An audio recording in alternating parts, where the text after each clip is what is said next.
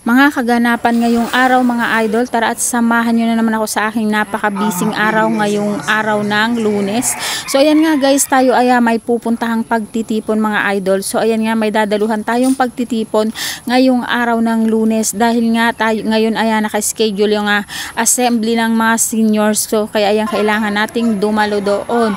Although hindi pa tayo senior guys, dahil tayo ang representative ng ating senior, so kailangan nating talagang pumunta dyan at makinig sa mga napag-uusapan or mga naging pag-uusap dyan. So kaya ayan guys, every month ay may paganitong mga pagtitipon, kaya kailangan nating umattend mga idol. So napaka-importante ng ganitong pagtitipon para sa ating mga seniors mga idol.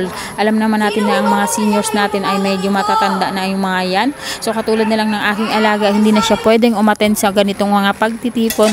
Kaya wala talaga akong choice mga idol, kundi ako ang pumunta at mag-attend sa mga ganitong kaganapan o ganitong mga pagtitipon mga idol.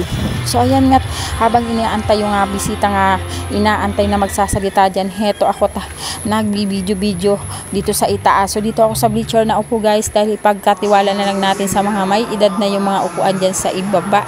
Dahil alam naman nating mahihirapan sila mag-akyat panaog dyan kung sa taas pa natin sila pauupuin. So mas nakakabata tayo, kaya tayo na yung magbigay sa ating mga senior citizens ng mga upuan. So pasensya na kayo sa aking background dahil yung aking alagang aso ay napakakulit, nagkukulit dito sa aking tabi. So late nyo na mapapanood ang video ito guys, mapapanood nyo ito ay next week na, dahil nga late na natin na edit. Ito ay video natin last Monday, ngayon na araw ng Friday, at ito ay inyong mapapanood kung hindi linggo ay sa Lunes na mga idol. So ayan nga, sobrang busy tayo nitong mga nakaraang araw, kaya ayan, wala tayong oras para mag-edit. So nandito pa rin tayo sa pagtitipon mga idol, at ayan na yung aming mayor at nagsasalita na dyan sa harapan. So ayan guys, at medyo haba nga talumpati rin yan, padautan ng lola nyo. So pagkatapos ng pagtitipon na yun ay heto nga ang lola nyo nagdali-daling na dumiretso dito sa SM or dito sa mall, dahil nga yung mga anak ko nag-text na nandito silang lahat. So pumunta ako dito para makita yung aking apo sa aking panganay. Kaya ayan, dumaan ako dito guys bago ako umuwi, at heto nga sila, nandito na sila, inabutan ko silang nagme-merienda dyan sa McDo, dahil nga habang hinaantay nila kaming dumating. So ayan yung aking mga apo guys, ang kukulit na mga idol, sobrang kukulit na ng mga iyan, parang kailan lang. Ngayon ang lalaki na at ang kukulit na, at magiging 4 na yan guys ngayong buwan ng Marso, dahil manganganak yung aking panganay.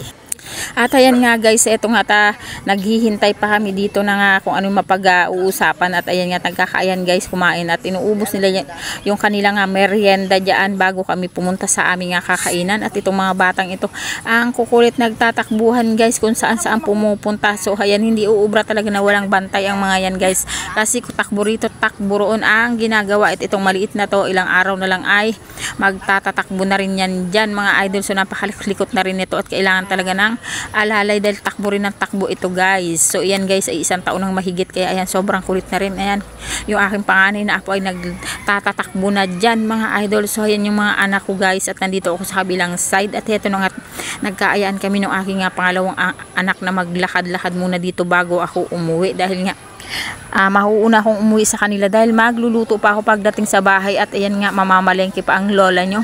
So ito nga, nagkaayaan ng kumain mga idol. At ayan nga, habang inaantay yung aming pagkain, ako naman ay ito at nagbibidyo at kinukuna ko yung kakulitan dito ng aking mga apos. Ito nga aking isang apo, napakakulit niyan, kahit sa bahay namin ay sobrang kulit talaga mga idol. Kailangan ng mahabang PC ng pasensya. So ayan nga, habang inaantay ang pagkain dyan guys, heto nga, at nagkukwentuhan muna kami dito ng buhay-buhay mga idol. At ayan, ako nagtitake naman ng video para mayroon naman akong mai-upload guys. Ayan, katulad ng sinasabi ko sa inyo, madalang na ako makapag-video or makapag-upload dahil nga ako'y tinatamad sa pag-i-edit guys at sa pagbo-voice over. So ayan nga, tagaharutan pa dyan yung magtiya dyan.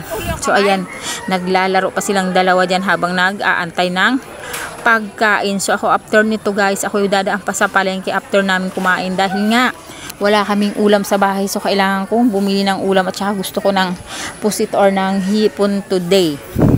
Kaya yan, after namin kumain, ako'y dadaan ng palengke para bumili ng aming mauulam. So meron nga ako guys ditong alige ng talangka. So ayan, kaya bumili ako guys ng hipon at ng pusit. At ayan nga, lulutuin natin siya sa kamatis mga idol. So spicy nga pala yan guys, spicy alige, shrimps and squid. So ayan guys, thank you so much for watching. Hanggang dito na lang yung ating vlog. Thank you Lord for the blessing. God bless us all. See you tomorrow.